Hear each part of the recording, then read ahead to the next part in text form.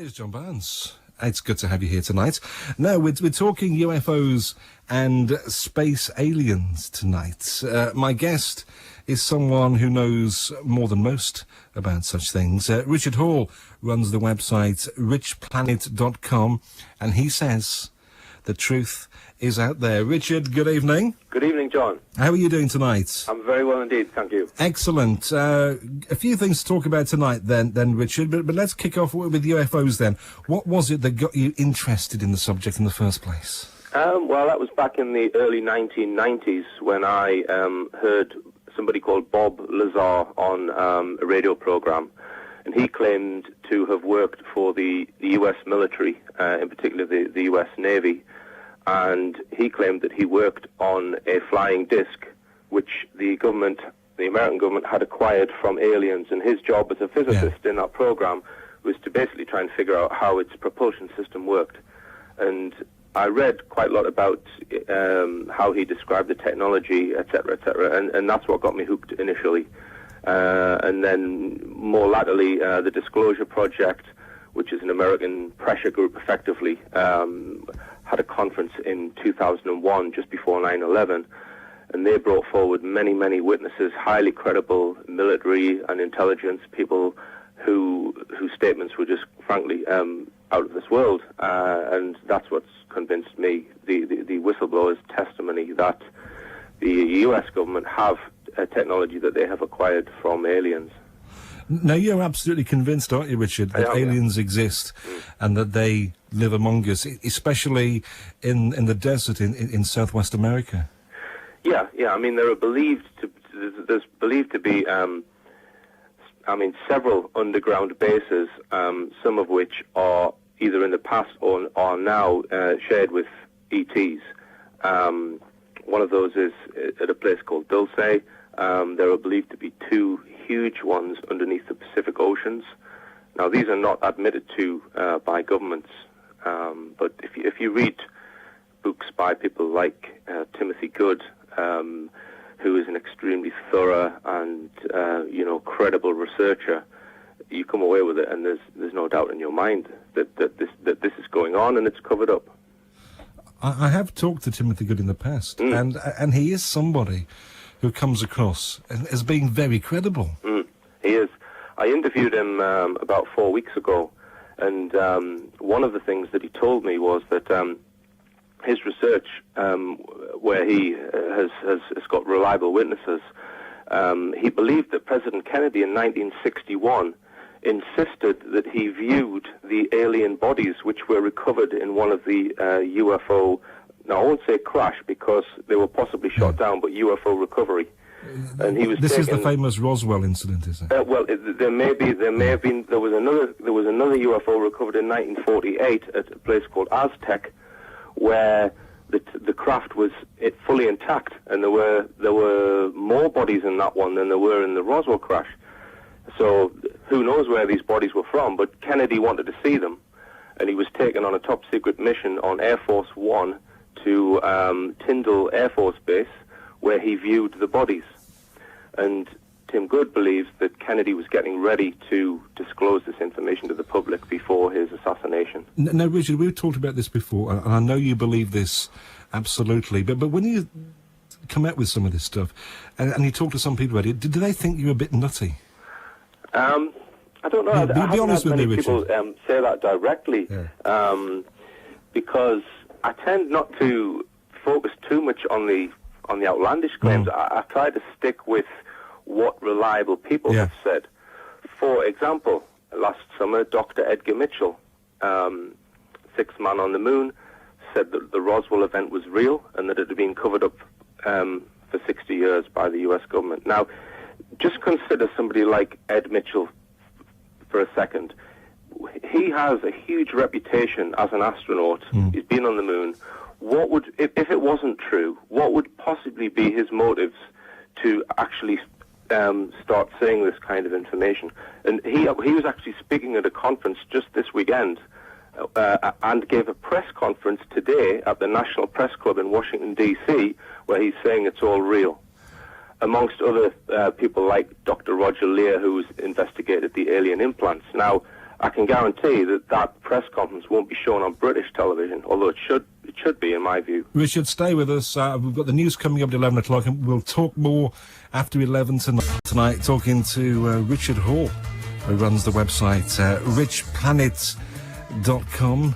Richard, good evening again. It's richplanet.net. Oh, that's the one, yeah. I knew it was something like that. Let's not worry about that. richplanet.net. Now, Richard, you recently met David Cameron, and we're going to have a listen to what he had to say to you.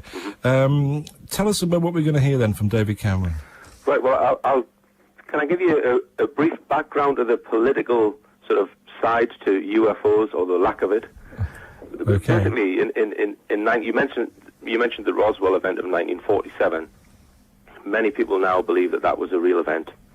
Harry Truman, who was American president at the time, set up a group specifically to deal with and cover up that event, because he didn't want people to know about the technology. He didn't think people were ready for it.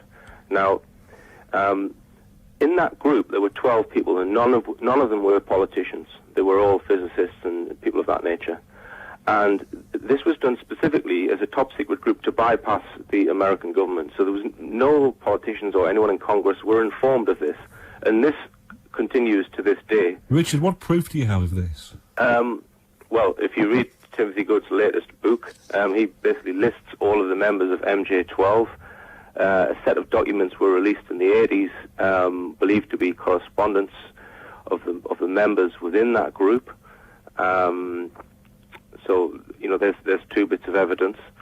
Now, they also set up groups to investigate the UFO subject, both in Britain and in America. In Britain, they set up a group in the early 50s called the Flying Saucers Working Party.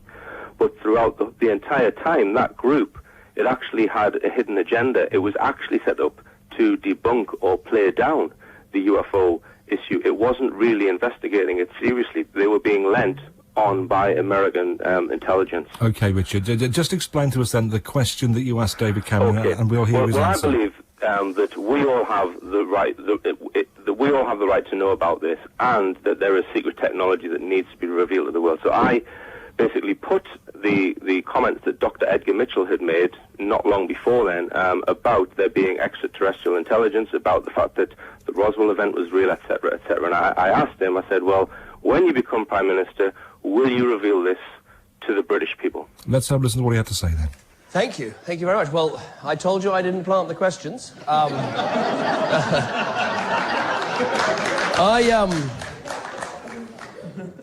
I'm convinced we have been visited by alien life forms, and one of them is the Trade Secretary, Peter Mandelson.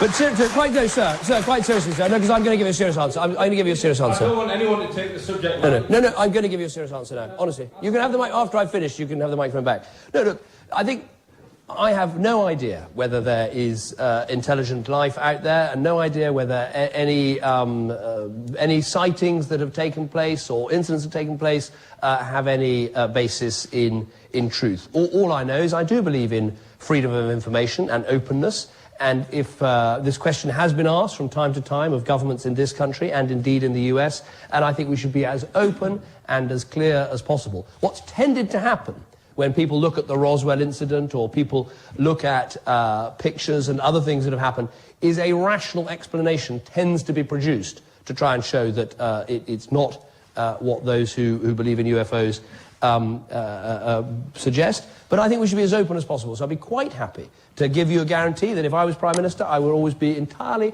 open and frank about these things. David Cameron there replying to Richard Hall. Richard, of course, runs the website richplanet.net. The thing is, Richard, you'd expect him to say something like that, wouldn't you? Oh, absolutely. And, I was standing, about 6 feet from him when he gave the answer, and it was clear by looking at his reaction that he's not informed on the subject. Now, he may have briefed himself since then. Now, again, speaking to Timothy Good, he believes the only British Prime Minister that has been briefed in an official capacity is Margaret Thatcher. And she was told by Ronald Reagan. Now, Now, there was a book came out which explored some comments that Margaret Thatcher made on the subject, where Margaret Thatcher was asked about UFOs, and she's quoted as saying, UFOs, you must get your facts right, and you can't tell the people. So she was basically quoting information that she'd been given by Ronald Reagan. The thing is, Richard, why can't they tell the people? If this stuff is real, why can't they tell the people? Yeah, and that's the question that everybody asks. Now, the fact that there is a cover-up means that I don't know everything, and therefore the actual reason for the cover-up, we can't be 100%, but we can guess at two probable reasons. The first is that those that are holding the information, that have the power, will lose power once it's revealed, because basically they're in a hole whereby they've kept this secret for so long. Once it's revealed, nobody will trust them. They will want rid of them. The other thing is that things like, let's just take the weapons industry for starters. Once it's revealed that UFOs are real and have technology which is massively more superior and capable than our own weapons, and our weapons are useless against them, what would then be the point of building up Earth's armaments if there's no defense against them? So there's just one argument. The other argument is related to the alien abduction program, whereby people are being abducted from Earth for the purposes of hybridization. And that is a fact which basically the powers that be don't believe the human race could deal with. You know that a lot of people will find it quite difficult to believe this. Yeah, of course I do. But, I would recommend that they go on my website, richplanet.net, where there is a mountain of evidence, witness statements, researchers, etc., who, you see, the thing is, the same people that hold the power also control the media, so that the subject is not given a fair play in the mainstream media. Richard, we'll have to go to the travel in a few moments, but just tell me now why you believe that some humans are being abducted by aliens. Well, because there are thousands of cases worldwide that have been investigated where people claim to have been taken, and they have then been investigated, and they come back with scoop marks on their skin. Many people have gone through regression, and they all tell exactly the same story of their abduction experience. But why are they being abducted? They're being abducted because the aliens have a genetics program. So they are basically hybridizing human beings. Okay, so people are being born on Earth that are not 100% human. They have their DNA adjusted, and that adjustment is what's known as a hybridized being. But what's the purpose of doing that? To make the human race acquiescent to what they want. Richard, takeover of planet Earth. Richard, we'll talk more in a second. We're talking to Richard Hall from richplanet.net. Richard, finally for tonight, if all these people are coming to Earth, why don't they contact the general public via broadcast frequencies and let us know that they're about? Okay, then if you listen to my previous answer about what it is that they're doing here, then they wouldn't want the mass of humanity to know that they were here. And it's possible that the few people that are in control of the information are being threatened by those aliens not to do that. But you think that some of these aliens are working with governments, don't you? I think that they have done in the past. I'm not sure whether they have now. I mean, there was a meeting with President Eisenhower in 1954. He met with a race of alien beings, and there was an exchange of technology. They gave America certain technology at that meeting, and this has been corroborated by a few different witnesses and written about in a letter to somebody who was present at that meeting. This took place at Edwards Air Force Base in February of 1954, where Eisenhower went on board a flying saucer and had a 40-minute meeting with this race of aliens. During that meeting, they actually demonstrated that their craft could become invisible, And Eisenhower was extremely shocked by this, and he said, there's no way that the public are ready for this. So, where does this all go now, Richard? I guess there'll be people who don't believe it, there'll be people who believe it. But how does this thing actually move forward? Because I guess it leaves a lot of people thinking, well, this stuff just doesn't exist, because we've talked about this for 50-odd years. Yeah, and it's the cover-up has continued for that time. I mean, when Barack Obama set up a website called change.gov, and that website was to basically for people to suggest what their most requested policy would be, what they wanted him to look at. And UFO disclosure was one of the highest things submitted on that website. If you go to that website now, it's actually disappeared and been replaced by whitehouse.gov, and there's no mention of UFOs. So I think the movement in America for disclosure is far greater than it is in Britain.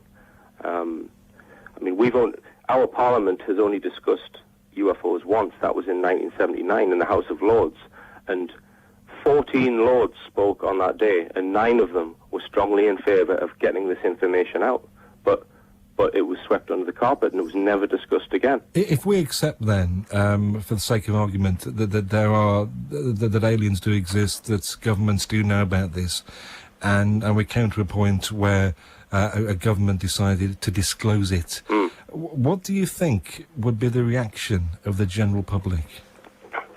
Well, I think it would become accepted. I mean, people would have no choice other than to accept it. I mean, the Catholic religion have been making statements in order so that their followers will not be disrupted, because they've said, yeah, aliens may exist. They've put out many statements of that nature. So, you know, I think religion will, you know, it will have to make some changes, but it will survive, and I think the human race will survive. Certainly, the world will be a different place, the post-disclosure world, but I think it needs to happen, because you know, you can bury your head in the sand, but I'm not the sort of person who likes to do that. I want to know the truth. But do you think it would actually affect our day-to-day lives at all? It would if they released the technology that they're hiding. I mean, if they just said, look, we've been visited, they come and go, we can't catch them, then, okay, that might, you know, bring some uncertainty to people on the earth, which again is why they do not. Why bother telling someone about a threat which you have no defense against? What would be the point? But I would rather know personally. But you can see why they don't disclose it. Richard, it's a great pleasure to talk to you tonight, and I hope we can do this sometime again in the future. But thank you very much for being on the show tonight. Well, thanks very much indeed for having me again, John. Thank you very much. That's Richard Hall. He runs the website richplanet.net if you want to find out.